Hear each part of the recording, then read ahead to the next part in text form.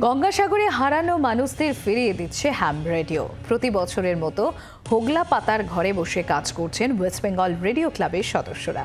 সাগরের জায়গায় জায়গায় তৈরি হয়েছে অস্থায়ী রেডিও স্টেশন।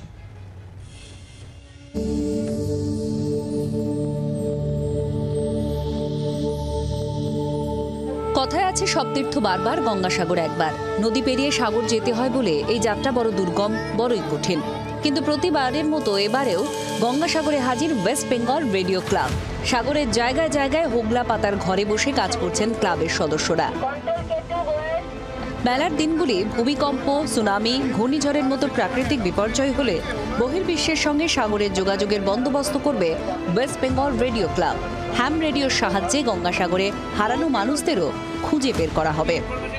এক কামরার এই হোগলার ঘর, আর এই হোগলার ঘর থেকেই গোটা বিশ্বের সঙ্গে যোগাযোগ অনবরত চালিয়ে যাচ্ছেন হ্যাম রেডিও অপারেটররা।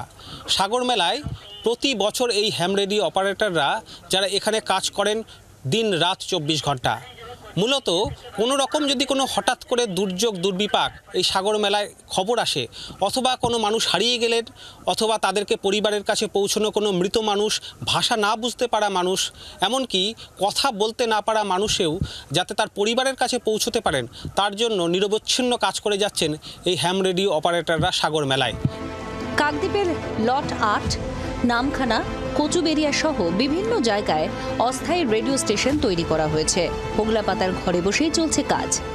হ্যাম রেডিও ওয়েস্ট বেঙ্গল রেডিও ক্লাবের পক্ষ থেকে জেলা প্রশাসনের সাথে আমরা এখানে বিভিন্ন অস্থায়ী রেডিও স্টেশন তৈরি করি, এবং যে কোনো রেডিও স্টেশন তৈরি করে আমরা একটা রেকি করে মানে ওয়ার্ল্ড ওয়াইড যোগাযোগ ব্যবস্থাটাকে নিরবচ্ছিন্ন রাখার চেষ্টা করি 24 ঘন্টা। কারণ কখন বিপর্যয় ঘটবে তা তো বলা যায় না। তাই একটা ইভেন্টের মাধ্যমে আয়োটা, বোটা এবং light house on the air, এই 3টে ইভেন্টের মাধ্যমে ওয়ার্ল্ড ওয়াইড রেডিও হ্যামেদের সাথে একটা থার্ড কমিউনিকেশন আমরা এস্টাবলিশ রাখি।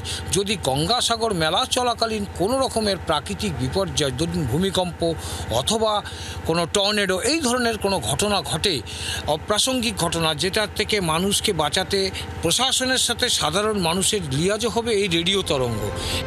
8ই জানুয়ারি থেকে শুরু হওয়া গঙ্গাসাগর মেলা চলবে 17 তারিখ পর্যন্ত। বুধবার সকাল 6:58 শুরু হবে মকর সংক্রান্তির পূর্ণ স্নান।